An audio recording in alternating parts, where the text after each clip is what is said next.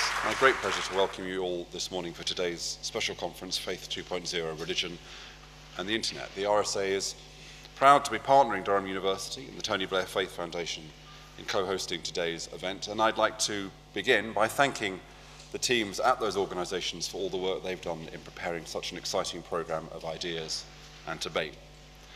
It's thanks to the support of partner organisations that the RSA is able to offer our ambitious annual programme of over 150 free public events. And if it's your first time visiting John Adams Street and you'd like to find out more about the RSA, our research work, our fellowship, then visit our website or speak to a member of staff, pick up a journal while you're wandering around the building. Now, we're encouraging digital interaction throughout the day, as is appropriate for an event of this kind, and the event is being live video streamed so that we can extend the debate out to a global online audience. So please do tweet your thoughts as the day goes on, but can I just remind you to switch your mobile to silent to minimize distraction to the speakers. And a reminder also that if you'd like to share today's event with friends or colleagues, all the digital content of the day will be available to download afterwards from the RSA website. So we have a really busy and exciting program ahead of us, and our initial panel of speakers are going to set the context for the day. On the panel, we have Dr. Joanildo Burity, who's Senior Lecturer and St. Quintin Director of Faith and Globalisation Programme in the Department of Theology and Religion at Durham University. Emma Murphy is Professor of Middle East Politics in the School of Government and International Affairs at Durham University, and Ruth Turner, who's the Chief Executive of the Tony Blair Faith Foundation. They're all going to be speaking to you briefly to set the context for the day, but before we hear from them, it's my great pleasure to introduce a short video message from the founder and patron of the Faith Foundation. I have to say, having worked for Tony Blair, it's with a profound sense of surprise, delight, and even awe that I see that the Tony Blair Faith Foundation has dragged him into the internet age. It's a not inconsiderable... If they've managed that, it seems to me anything is possible. So here is a message from Tony Blair. Hello everyone, good morning. I'm sorry I can't be with you today, but I would like to thank you all for coming to this conference which Durham University and my Faith Foundation are hosting. It's perhaps a bit strange for someone like me who got his first BlackBerry and computer in 2007 to address people on the relationship between faith and the internet. But the importance and significance of this issue is one that anyone can grasp, no matter what their level of technological expertise. Faith and the internet are today engaging one another in profoundly positive but also negative ways that are changing the world in which we live, regardless of whether we are religious or indeed whether we use the internet. For example, Apple recently unveiled a confession application for Roman Catholics, where after you choose from a list of sins, the application recommends a suitable penance. Don't think I'll be trying that one. Complete copies of many of the holy texts are freely available online. Google has a Bhagavad Gita application that includes the original Sanskrit text and an English translation. But it isn't just about individual engagement with theology and scripture. People are using the internet and social media to connect with diaspora religious communities as well as to create new ones. People can now communicate ideas and images instantly around the world, creating immediate movements. In Iran, we saw the Green Movement, a distinctly religious reaction to an oppressive religious regime, using Twitter to organize protests and galvanize the population of Tehran. This shows how religious people are using the internet, but also how the internet is shaping what it means to be religious. This relates too to the question of religious authority, which has been radically reshaped by the web. The theological and ethical edicts and interpretations from local priests, imams and rabbis now have to compete with the multitude that you can find online. And if you don't like the penance your priest gave you after confession, maybe your confession app will be more lenient, or maybe not. So if you disagree with your imam's fatwa, you can request one online. So for all of these reasons and more, it's my belief that this new and exciting period of human history will be significantly shaped by the interplay between the internet and religion. So it's a hugely important topic and one of immense contemporary relevance. Thank you so much for coming today. I hope that you find the conference interesting, and I look forward to receiving feedback on the results of it. All the best. Thank you.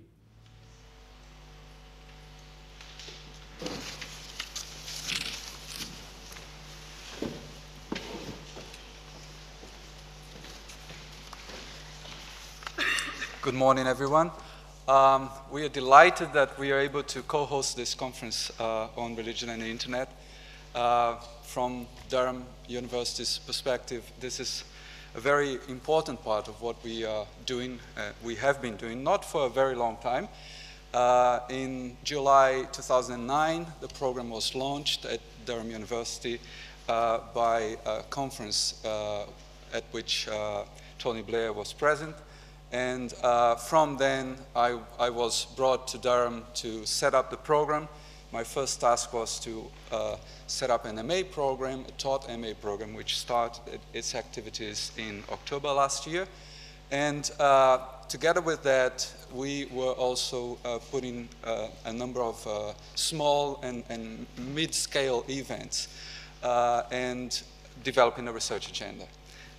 One of the areas in which we have found very significant expertise at Durham University has to do with science and technology in connection with this religion and globalization umbrella that the program tries to cover and encompass.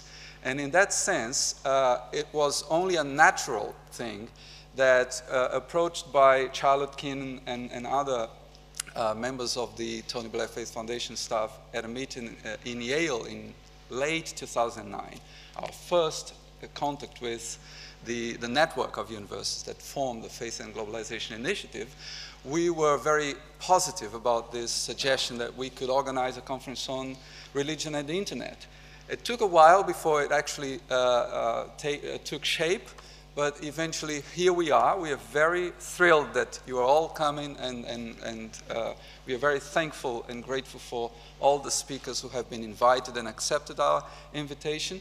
And then I hope that this conference will be productive, that we can take more than just the words and ideas discussed here at the end of it.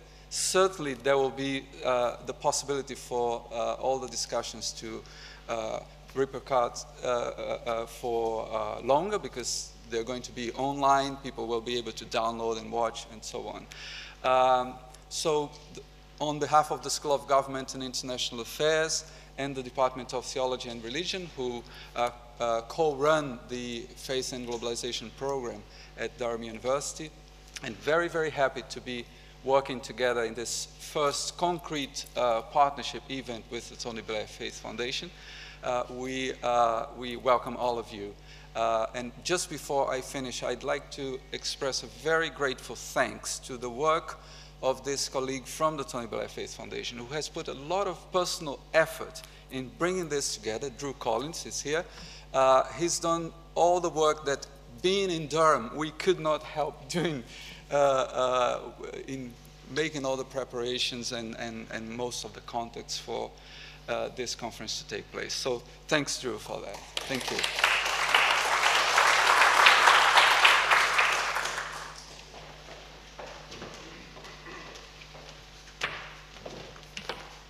Well, Joanildo very kindly gave me a couple of his minutes. Because I was asked to say something about where this topic came from for this particular conference, and it really comes out of, from Durham's point of view, a whole set of questions that are being raised by research that's going on in Durham, but connected to researchers elsewhere in the world, and which we found when we talked to our colleagues from the Tony Blair Faith Foundation, they also were conscious of and seeking answers to. So I'm going to quickly be a little bite-sized intellectual warm-up act for you to get the grey cells working, and to go through some of the kind of questions that research on the internet and on faith on the internet is raising. The first one, of course, is the internet as a space. What kind of space is it? What are its boundaries? What are its attributes? How do you get in? Who can kick you out? Who controls access? And what happens inside the space? How does what happens inside that space impact on and relate to what's happening outside that space? That's all coming from our geographer colleagues. Is it one space or many? What is the role of language? Are we internet communities that are defined by language? Now, we all know there are new softwares that can translate between languages instantaneously, but sometimes they create some quite strange interpretations. And can meaning really be translated through this particular communication form? Is this new space democratic, more democratic than other types of offline public space? Anyone who has access can speak, and it's very hard to exclude voices, although, of course, governments and other agencies do try. Does this new space offer a more horizontally stratified public space than more conventional public spaces in the offline world? And is that good, or is that just a new form of anarchy? How does this challenge established social norms and practices regarding who can say what is appropriate to be said in public space? Is this space really free or neutral at all? There's a large body of work within political economy, especially critical political economy, that looks at the role of the producers of the internet technologies. Companies like Microsoft or Google or Yahoo or BlackBerry, are they really neutral facilitators of democratic dialogue, or do they collude with governments to restrict what can be said, or how, or about whom? Is the space public or private? And a lot of work has come out of psychology and media studies on how the lines between what is public and what is private are being blurred through the internet. What are the mediating effects of computers on communications?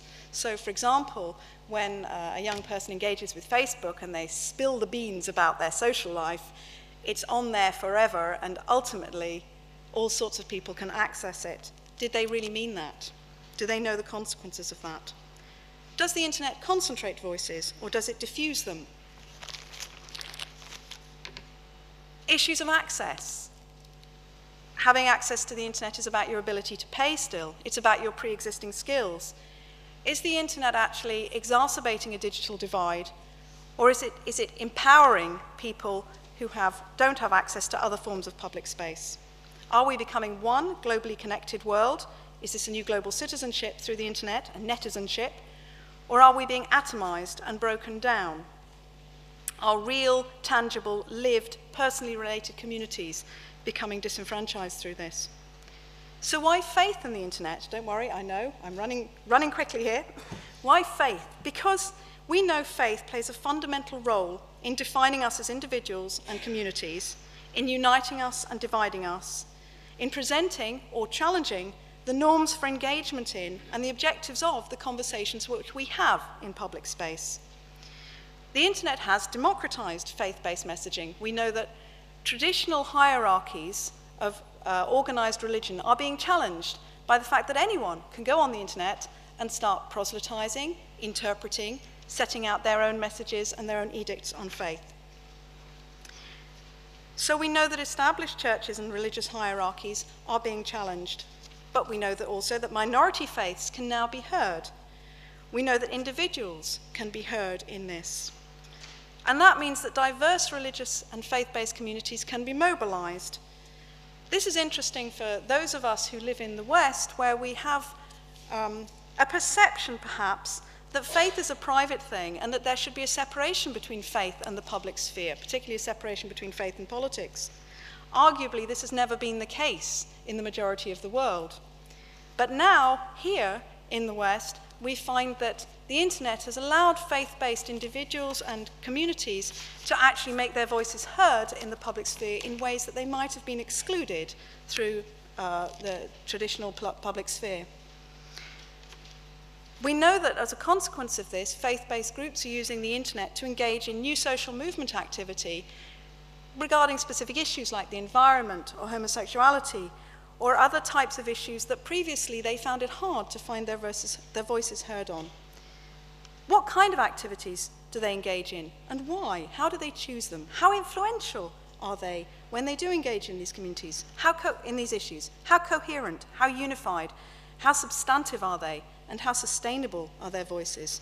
Or are they just noise in the greater scheme of an increasingly noisy world? Who do they represent? And what are the consequences of the fragmentation of religion, which they might represent. In all of this, is it a good thing or a bad thing? That's kind of the key issue. It's a good thing, maybe, if we focus on new voices being heard. But what about the extremist voices, the voices which are intolerant, which advocate violence or hate? Does that mean that there is a rightful role for regulation? And if so, by whom? And under what standards?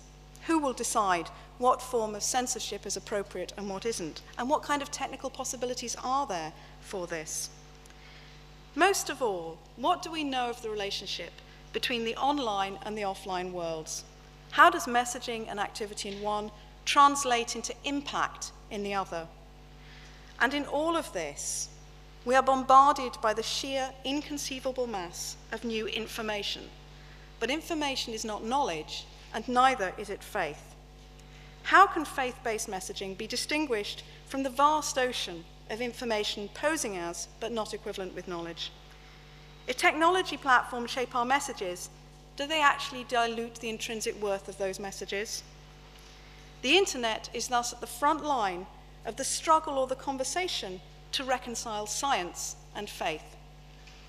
How will this be resolved? What are the answers? Well, that's why, in putting together this conference, we hope to bring together people who use the internet, people who challenge the internet maybe, people who produce the internet and its technologies, and ask you to come up with maybe some of the answers, maybe some of the other questions that we should be asking, and maybe the agenda for the next stage of research that colleagues like Joanildo and myself should be doing. Thank you very much.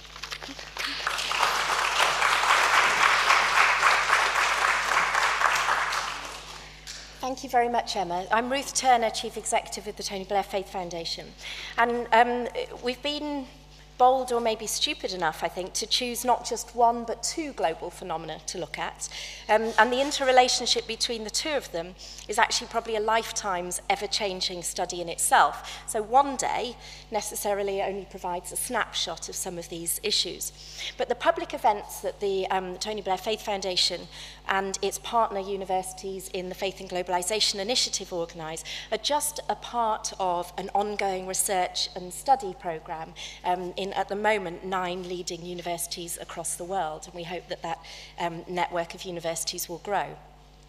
So we're really pleased to be working with Durham University on a range of academic initiatives as well as today.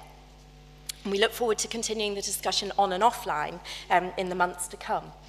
So there's a number of perspectives that really stand out for me today. First of all, the use of the internet by religious organisations and leaders and communities to communicate with their congregations. So in benign or malign ways, mobilising, organising, and if you like, the selling of ideas.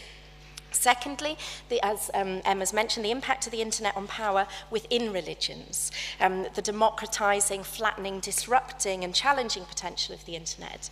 And it occurs to me that just as initially, I think quite a lot of doctors were a bit irritated when patients would turn up with a provisional diagnosis that they printed out from a health website, it's probably though a good thing, I think, that people are coming along to the health experts better informed about their own bodies and their own health. Is that also the case for the soul? So it'd be interesting to hear from any clerics in the audience whether or not they find it an irritant or actually good that people have done some pre-thinking. Thirdly, then, an area that the Faith Foundation is deeply engaged in, the capacity to introduce or enhance dialogue between people of different religions and between people who have a faith and no religious faith. And so those new connections as well. And my big hope for today is that we won't just raise interesting questions, but that speakers and the audience will be bold enough to actually suggest some answers and have some discussions about that as well. Because since its start in 2007, the Faith Foundation has sort of embedded the use of the internet and digital technologies deep into its work. So, for example, we have supporters and volunteers in 106 countries who use the online campaign tools around the Millennium Development Goals to organise offline, in-community campaigns to try to achieve the Millennium Development Goals and combat global poverty. And one of the things that we found is that more than 80% of the people involved in that have never been involved in a multi-faith encounter before. So maybe it's not just about online communities, but the impact on the ground.